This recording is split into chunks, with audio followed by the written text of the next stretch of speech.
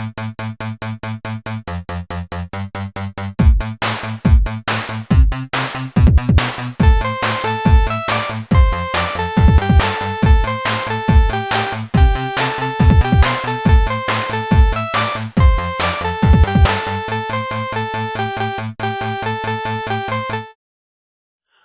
guys, welcome back to the channel. I am the Off Rail Gamer, and as you know, we are playing HitchHiker. We're coming towards the end now. There's 5 of these, and this is episode 4. Now, I'm going to give you a little bit of behind-the-scenes detail. This episode required a little bit more editing because, and you'll come to see what I mean not long into the episode, there is a puzzle, sort of the second puzzle of the game, which, although I kind of knew what I was doing or what was required of me, it was getting the precision of it. Took me a little while. 10 minutes, in fact. Well, I don't want you to sit there for 10 minutes watching me crack a puzzle. So I've done a little bit of editing. At this stage, I don't know if I've just fast-forwarded or if I've cut and just done a little sort of time-lapse bit of editing. But needless to say, you will not be sitting through the full 10 minutes of that puzzle because it would have been excruciating viewing. Needless to say, I give you episode 4 of HitchHiker, and I hope you enjoy it.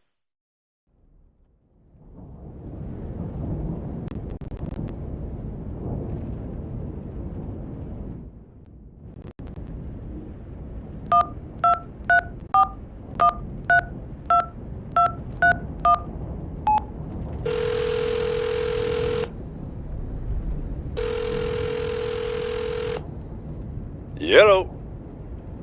Copernicus? Is that you? Let me guess. You've gotten yourself into some kind of jam, swinging by your toes over a tiger cage? Kidnapped? That doesn't sound like part of your dream. Then again, you do have a way of making enemies. Who'd you piss off this time?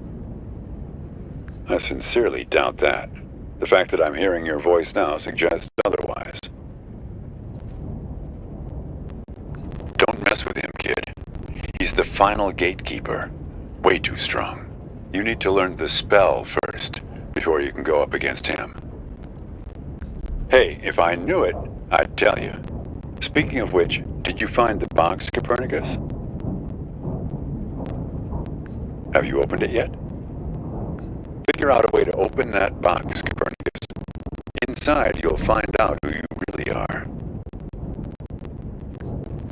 Lucky for you, I've got my Farmer's Almanac here. Let's have a look. Hang on. See, cabbage, caraway, carrot, car trunk. First thing you should do is reach around for the latch. Sounds kind of obvious. Okay, next step. See if you can scare up the brake lights. Can you find them? It's a little gizmo with some wires. Okay.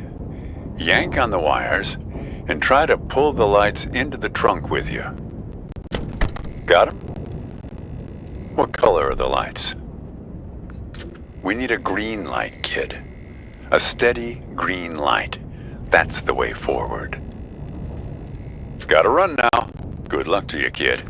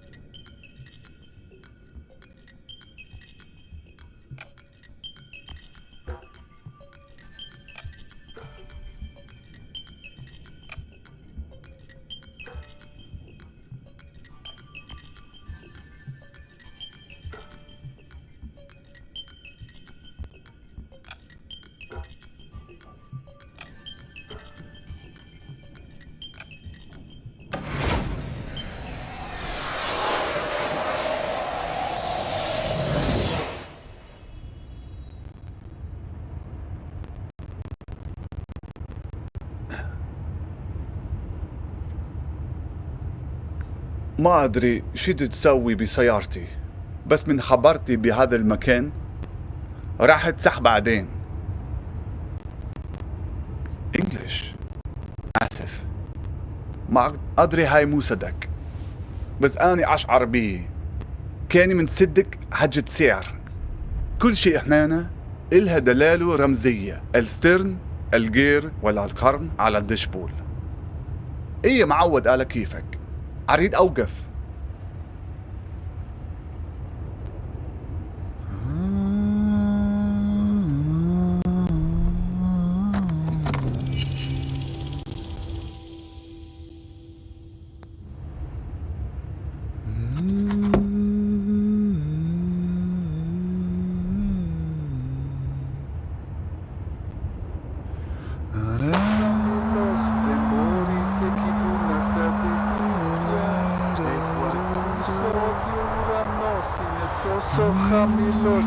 Coming on my way derecho.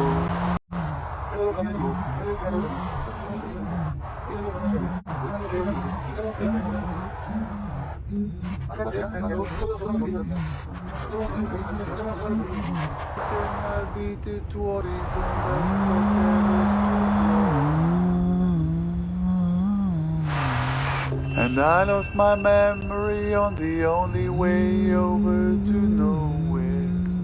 English? No, sorry.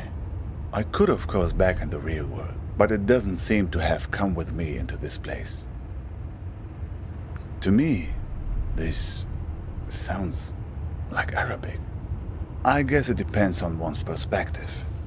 Anyway, as long as you're not going to start shouting at me again, it's an improvement. How would I know? It's not even my car. No idea. I find myself behind the wheel here night after night. And the trunk, that's my dream too. You don't want to know how many hours I've spent in there, trying to shift my legs to keep them from falling asleep.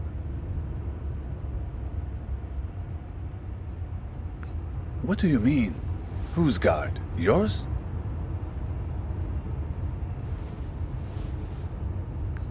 Now I know you must be an English speaker. The only people in the world convinced that every story revolves around them. Who are you, anyway?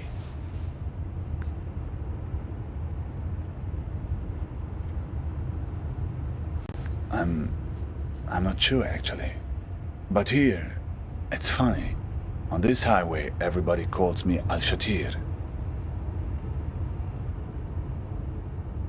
Copernicus, huh? Suddenly, this doesn't seem so arbitrary.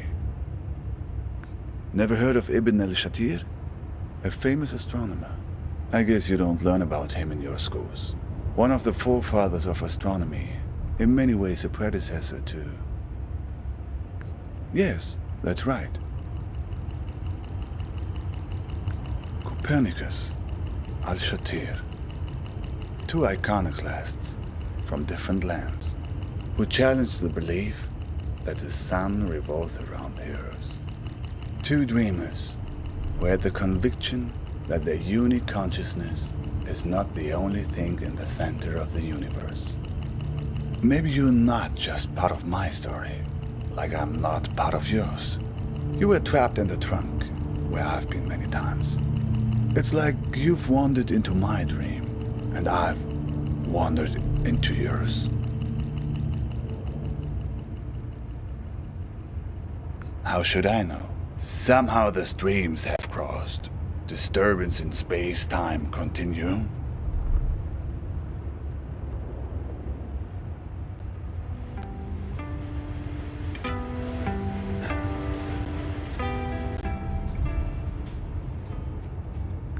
Me? Yes, safety. A place far away from wars. From bombings. From the cockroaches that crawl out as soon as the dust settles. On the news, you hear only about armies and religious madmen.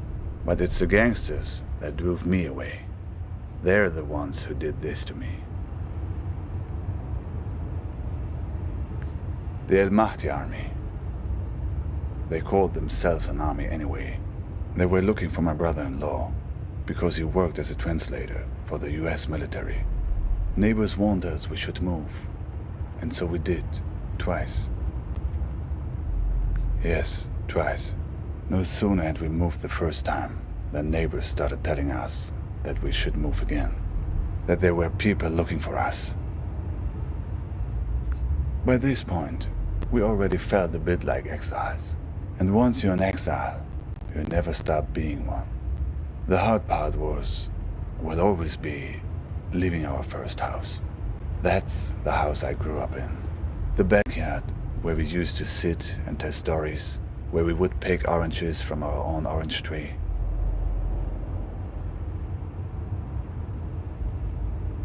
The what? A few years passed and we forgot about the threat.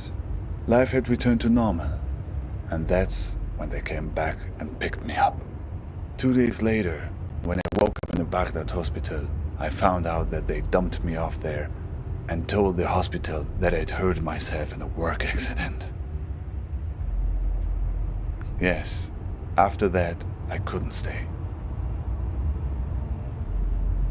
The women in my family, my mother, my sisters, they were the only ones who knew.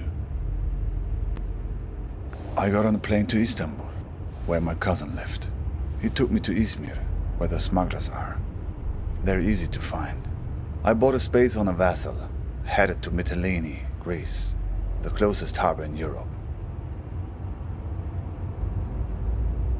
Just a simple raft, but not as overcrowded as in some of the stories you hear. I was lucky, at least in the beginning. We couldn't leave for 5 days. Too many Greek army ships in the sea. Every morning, getting up at 3:30 to make a go of it. By the 5th day, I was so tired of waiting that I wasn't even scared to get on board any longer. Finally, impatience had overtaken fear. We did not make it to Europe. A boat pulls up next to us. People are trying to understand what's going on, but the men on the ship only speak Greek. At first, people are worried that it's pirates. They take everything from the passengers. Sometimes take the passengers themselves. Sometimes just ram the boat and laugh as it sinks. But no, these are police, it turns out. They take us back to Turkey, where I'm waiting, and waiting, and waiting. Of course, I did not remember all this in my dreams at first. These were things I remembered from clues I found along the highway. I've dreamed this highway, this car before, many times. It's a good question. I had an uncle once who left Iraq many years ago to study engineering at the University of Bowling Green. I guess this made an impression on me. Who knows why we dream the things we dream? What is your dream about? A breakup? That's it? Ah, that's more like it. Who has been kidnapped? Who is this person that's been taken away from you? Do you have a photo? Who knows? Maybe I've seen her somewhere along this highway. I know her, the same woman, but with different hair color.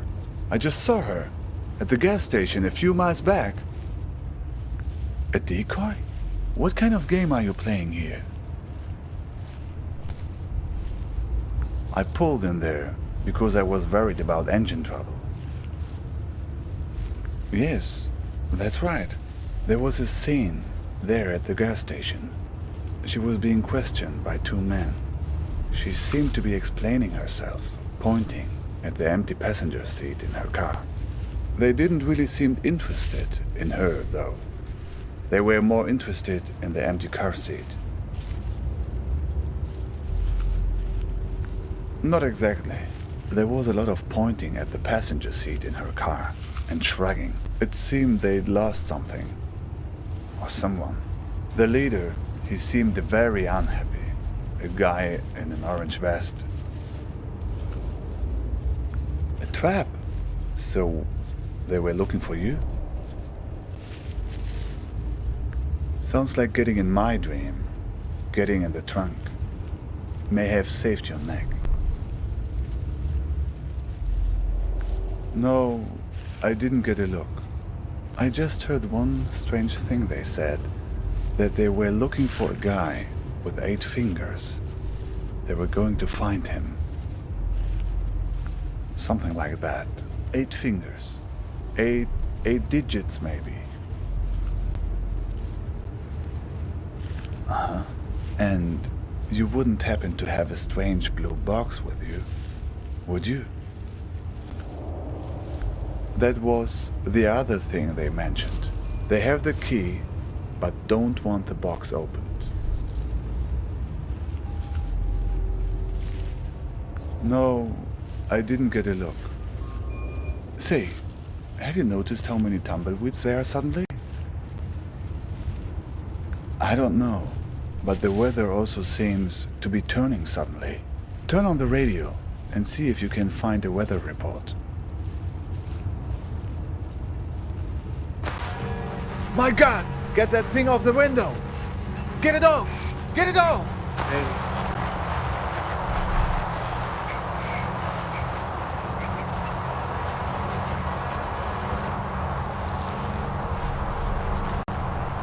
It seems to be changing the weather conditions.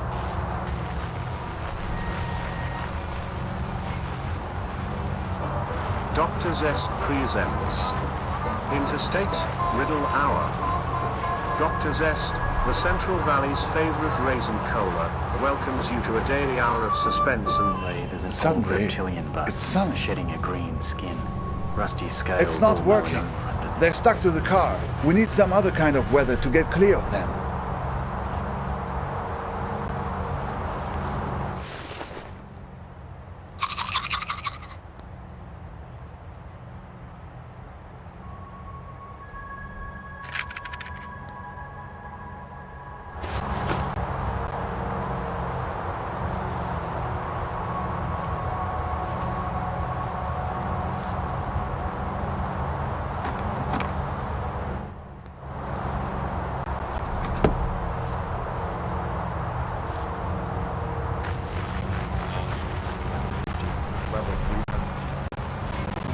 Calls.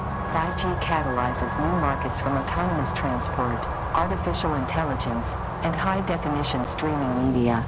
Clearly, our world continues to rely upon seamless, high-speed connectivity, and this trend will only accelerate as 5G adoption grows and novel usage cases emerge.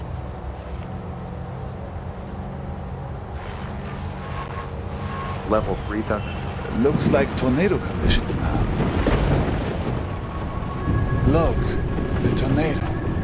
It's starting to pull the tumbleweeds off the car, but it's not strong enough. Warning, tornado 40 feet from car. Warning.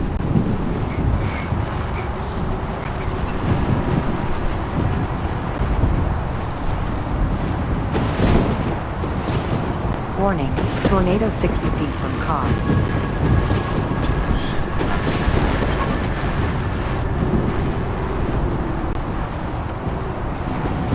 Warning, tornado. It worked. Oh, good riddance.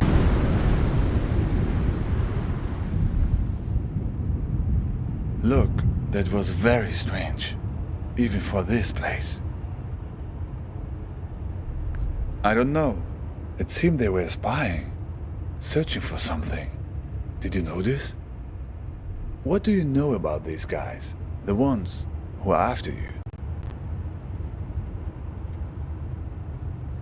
Seems he had a few extra to spare for the tumbleweeds. I see. What else? Oh, let's see.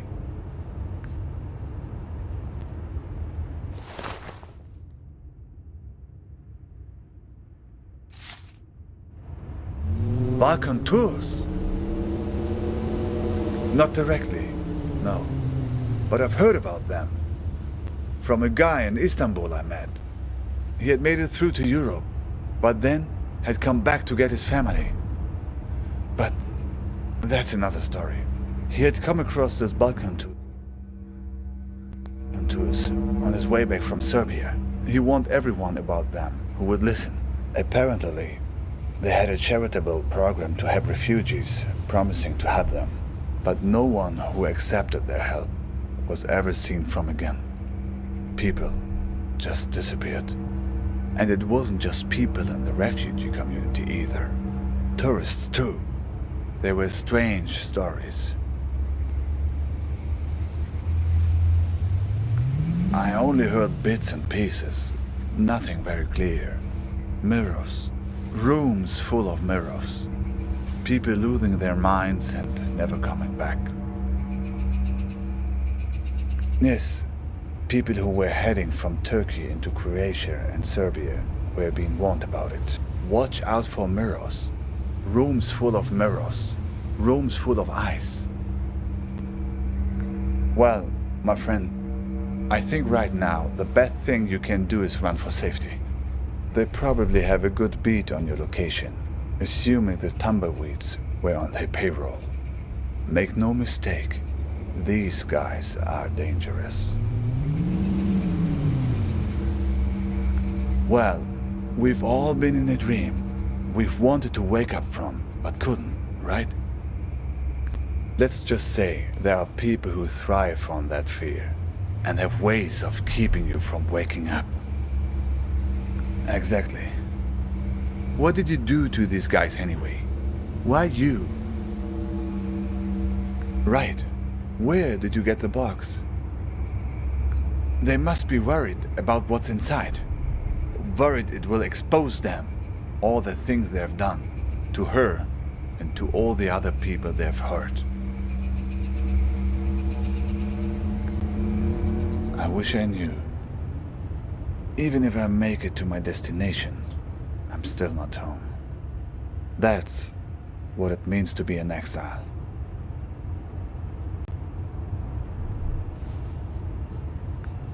My niece, Nadia, used to ask me that question all the time. Where are you going, uncle? She was the only young person who knew I was leaving. Imagine, she knew when my father didn't. I was always mad at my sister for telling her. She would ask me that when I was putting her to bed.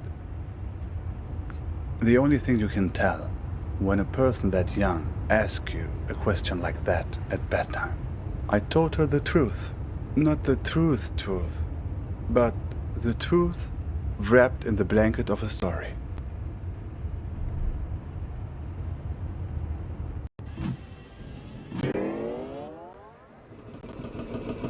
There's a place where the river Tigris runs through Baghdad. A place called the Two-Story Bridge.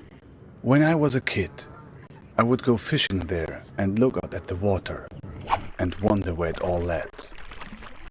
As a child, I was told that the farthest place on the earth from Baghdad is a place called Fiji.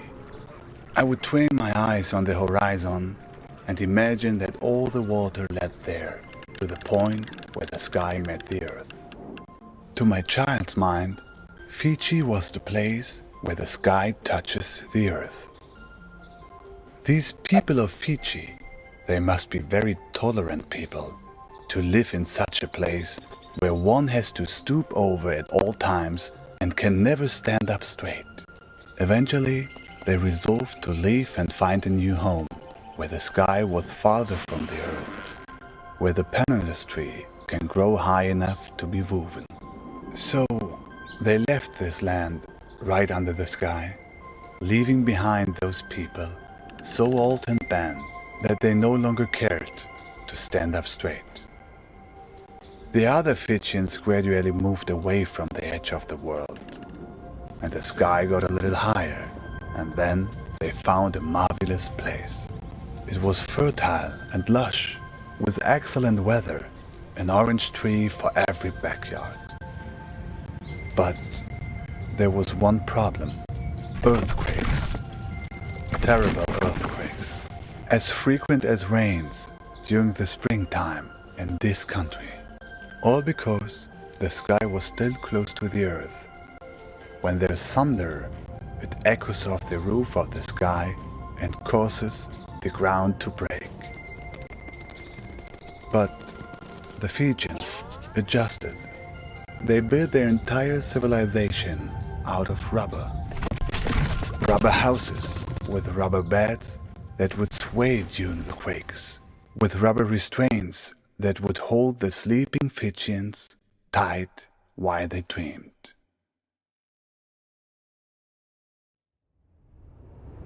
But Nadia didn't want a bedtime story about that. She wanted a story about good and evil, the kind of story children like. So I changed it for her to be about a Fijian princess called Nadia, who finds the source of all the earthquakes.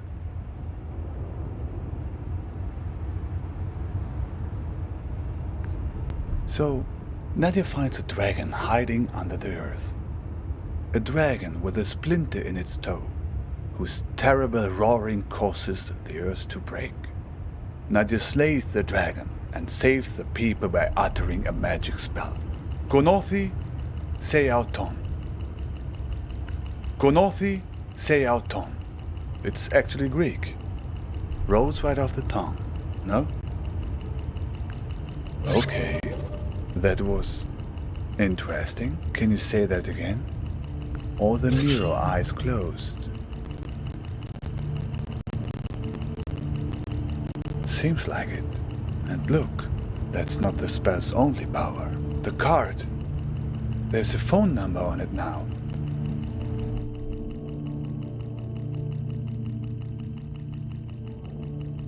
Do you know what this means? I think you're ready to make a certain phone call. Ready to put your spell to use? Good. Do you have a phone? Even better. So, here's the plan. You call them and tell them you want to sign up for a tour. Doesn't matter. A tour of the Badlands, whatever. Just something to get close enough to them, to find out what's going on. Here's the thing. If they act like they're taking you on a tour, everything is good. But if they've figured you out, they'll try to distract you while they kidnap you. Take it from me. They tell you someone you care about is in danger, but don't believe it. If everything's fine, then everything's fine. But if someone you know is in danger, it's a trap. Get out of there. Are you ready? Dial the number.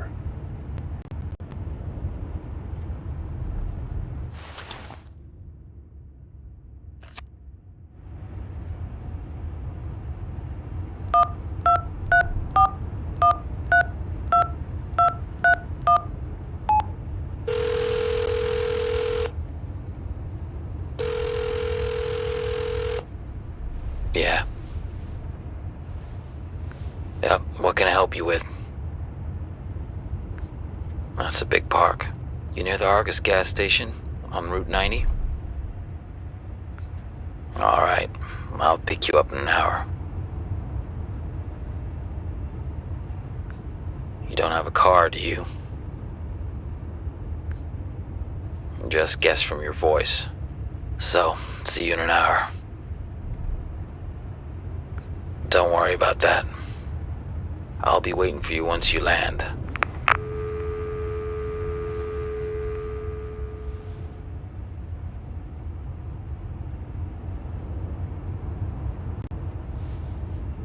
So, it worked then? Isn't that how these things normally work in the stories of this country? Other characters shows up, imparts some hard-earned wisdom, then conveniently fades away. It's a few minutes before 3:30 in Istanbul. There's another raft waiting. Another try. Don't worry, my friend. You have allies all along this road, even in the cars of enemies. I've left something for you.